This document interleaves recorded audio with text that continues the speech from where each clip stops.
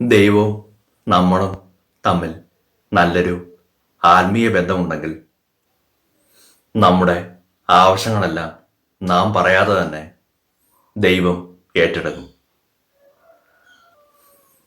ദൈവത്തിൻ്റെ വചനം കേൾക്കുന്നു, ആ വചനമനുസരിച്ച് ജീവിക്കുന്നു. ദൈവത്തെക്കുറിച്ച് അറിയാത്തവരെ അറിയിക്കുവാനും അറിഞ്ഞവരെ കൂടുതൽ ആഴപ്പെടുത്തുവാനും ശ്രമിക്കുന്നു.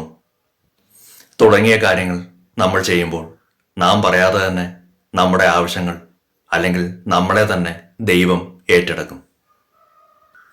മത്തായി 6-ാം അധ്യായം 8-ാം വാക്യത്തിൽ ഇപ്രകാരം പറയുന്നു: നിങ്ങൾ ചോദിക്കുന്നതിന് മുമ്പ് തന്നെ നിങ്ങളുടെ ആവശ്യങ്ങൾ പിതാവ് അറിയുന്നു.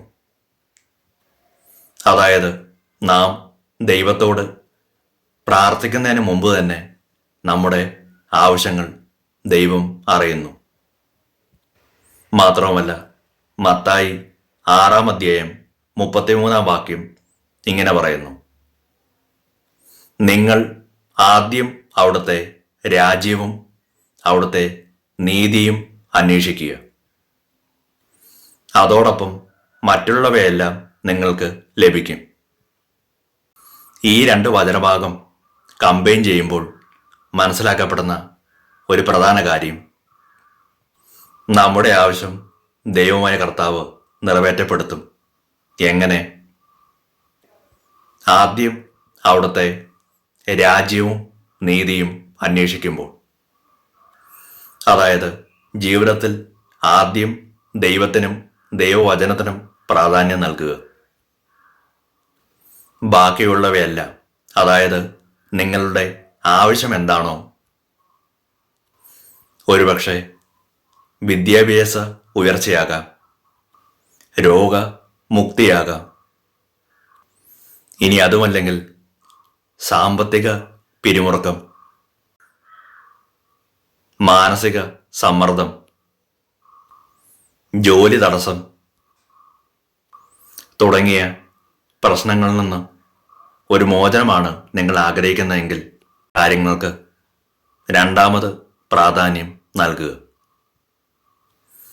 റോമ 14-ാം അധ്യായം 17-ാം വാക്യത്തിൽ ഇപ്രകാരം പറയുന്നു: ദൈവരാജ്യമെന്നാൽ ഭക്ഷണവും പാനീയവുമല്ല, പ്രത്യുത നീതിയും സമാധാനവും പരിശുദ്ധാത്മാവിലുള്ള സന്തോഷവുമാണ്. ലൂക്ക 17-ാം അധ്യായം 21-ാം വാക്യത്തിൽ ഇപ്രകാരം പറയുന്നു: ഇതാ ഇവിടെ, അതാ അവിടെ എന്ന് ആരും പറയുകയില്ല.